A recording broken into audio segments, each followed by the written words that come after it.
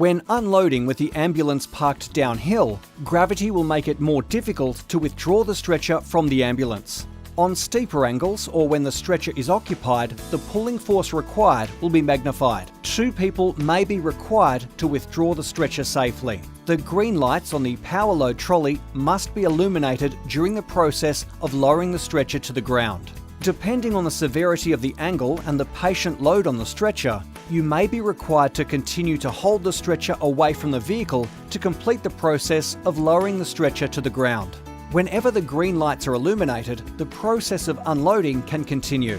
Loading with the vehicle parked downhill also requires additional care. First, check that the lifting arms align in the correct position before loading the stretcher.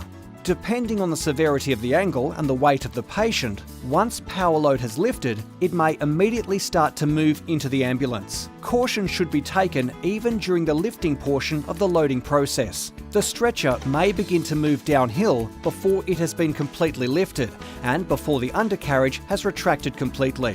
You may need assistance to hold the stretcher toward you so the green lights stay illuminated and the power load system can complete this process. It is important that the stretcher's undercarriage is fully retracted before advancing the stretcher into the ambulance. Once fully retracted, the stretcher can be advanced into the ambulance. The system may have a slight resistance that may or may not engage, depending on the severity of the angle and the patient's weight.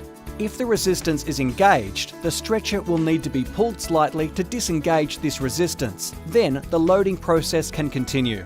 Assistance from an additional operator may be required to ensure the load is completed safely.